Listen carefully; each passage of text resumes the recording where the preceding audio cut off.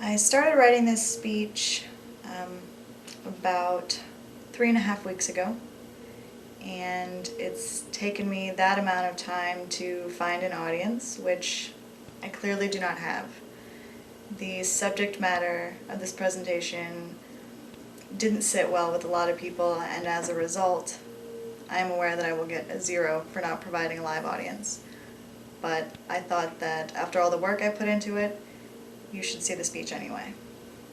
Before I finish this speech, 9 of God's unborn children will be murdered, and another 128 will join them within the hour.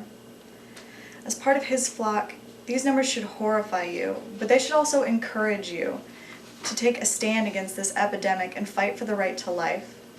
I stand before you as a devout follower and an educated and infuriated member of the human race. I am motivated by my convictions and uplifted by my knowledge that I am on His side in the fight against needless abortion. My goal today is to educate you on some of the staggering statistics currently associated with abortion in the United States, and urge you to help put pressure on the government to restrict needless abortions. I'll now be sharing with you some of the outrageous statistics associated with abortion and why I believe we should appeal to the people in charge to change the laws so they prohibit abortion unless the mother's life is in danger. As I've mentioned, abortion has reached epidemic proportions in the United States.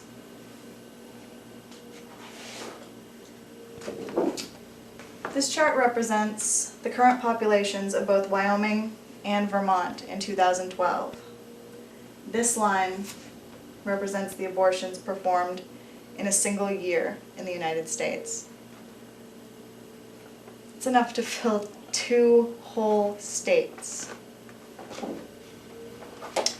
According to doctors Feiner and Zollner, 22% of all pregnancies end in abortion, and researchers at the Guttmacher Institute estimate that of the 1.2 million abortions performed each year in our country, 18% are performed on girls 19 or younger, and a study done in 1992 reported that 40% of girls under 18 do not receive parental consent to their abortions.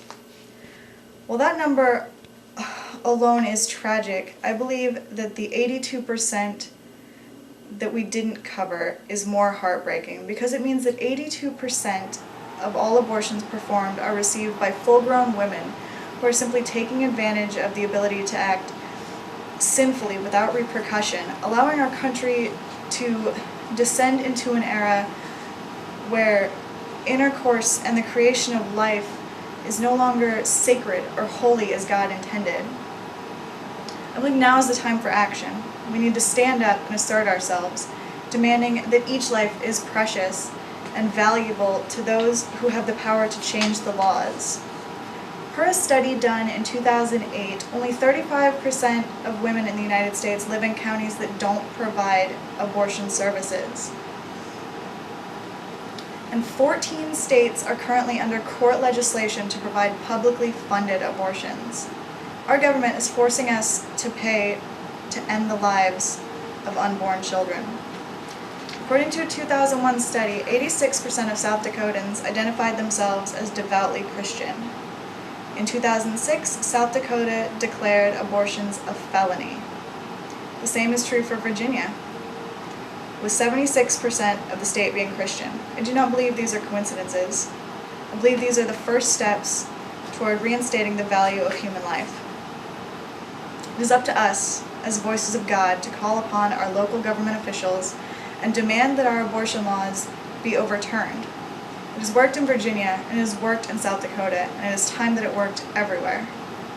The shocking statistics on abortion show that it is a plague upon us all, and a sin against God, and I feel it is up to us to appeal to the powers that be to stop this epidemic in its tracks.